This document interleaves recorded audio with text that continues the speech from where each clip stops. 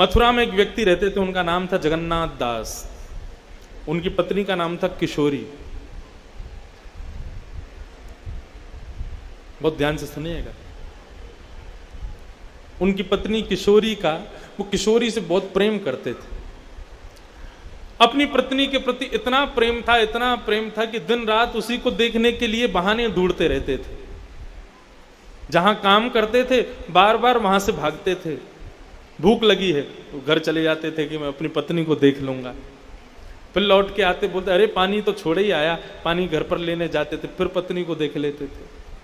अरे मैं अपनी औषधि लेना तो भूल ही गया, तो औषधि लेने फिर जाते, फिर पत्नी को। घर में दिन में कम से कम 20 बार आते, केवल अपनी पत्नी को देख। इतना प्रेम करते थे। बहुत ध्यान से सुनिएगा। इतना स्मृति, इतना प्रेम अपनी पत्नी के प्रति उनका था। एक दिन भोजन पाक करके अपनी पत्नी को निहार करके जब गए, बहाना ढूंढ रहे थे कैसे जाऊं वापस, कैसे जाऊं वापस। तो जब जाते थे और घर पहुंचते थे तो ऐसा कुछ करके जाते थे कि उस बहाने दोबारा आना पड़े। तो जबरदस्ती भोजन करते हुए अपनी दुकान की चाबी वहीं छोड़ गए। बोले ताकि इसको लेने दोबारा तो भी आऊंगा, फिर देख लूंगा। चले गए दुकान, लौट करके पहुंचे तो साथ में जो दुकान में और काम करते सेठ जी चाबी, बोले अरे वो तो घर ही रह गई। फिर लौट के गए। घर लौट करके गए तो देखा उनकी पत्नी अचेत अवस्था में पृथ्वी पर गिरी पड़ी है। जैसे ही उन्होंने देखा, देख करके तुरंत उसको अपनी गोद में उठाया, उसकी श्वास को देखा, धड़कन को देखा, नब्ज देखी तो उसकी मृत्यु हो चुकी थी। जिसको देखे बगैर एक क्षण भी रहना जिनके लिए दुष्कर होता था, उस पत्नी की मृत्यु कितना बड़ा जीवन में संकट लेकर के आई उनके। अब तो ऐसी स्थिति हो गई उनकी कि उसके बगैर जीना भी मुश्किल हो गया। 3 दिन तक अपनी पत्नी को अपने हृदय से लगा के रोते रहे। जब आसपास के पड़ोस के लोग आए, दुर्गंध आने लगी, तब सबने आकर के उनको दूर किया। कहा कि भैया इसको छोड़ो, अब इसको ले जाना पड़ेगा। और ले जाकर के शमशान में उनका अंतिम संस्कार कर दिया, उनकी पत्नी का। लेकिन वो इतना प्रेम करते थे अपनी पत्नी से कि विरह कातर हो गए। और बंधुओं, अनायास ही उनके मुख से हे किशोरी किशोरी किशोरी ये भाव मन में प्रकट होने लगा।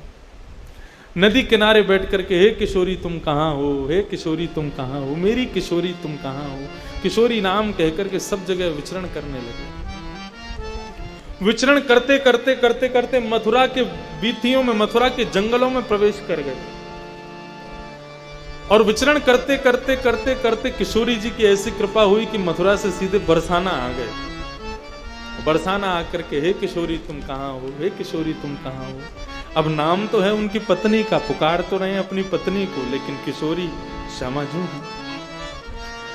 बरसाना में जाकर के किसी कन्या को भी यदि आपने राधा नाम से पुकारा ना तो किशोरी जी आएंगी।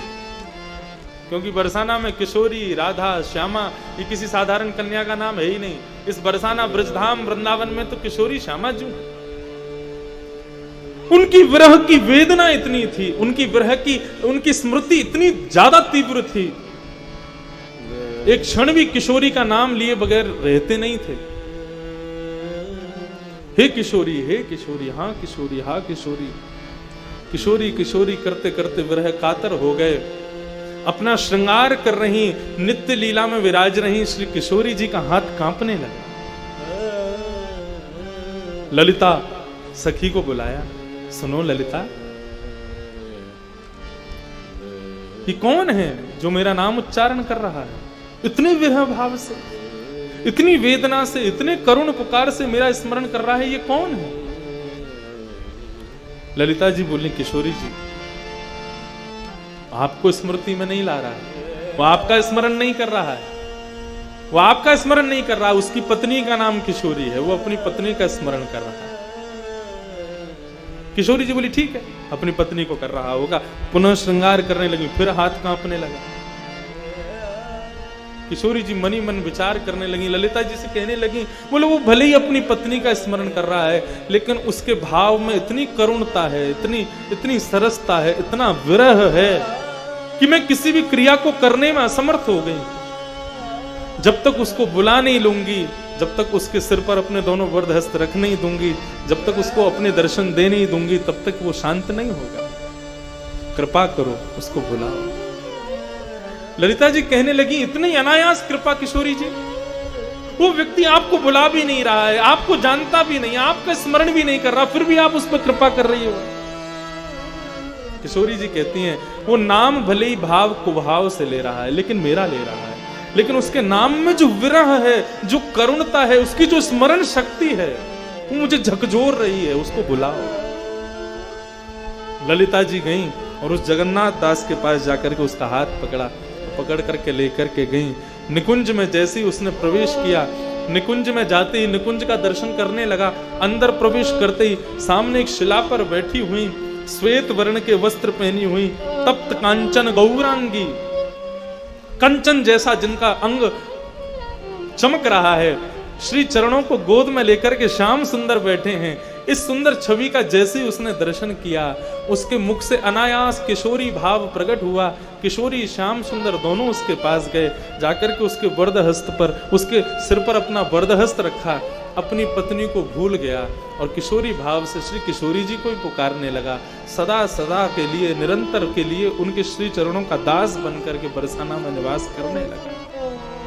किशोरी जी ने कृपा कर दी। कितनी बड़ी कृपालु हैं किशोरी जी।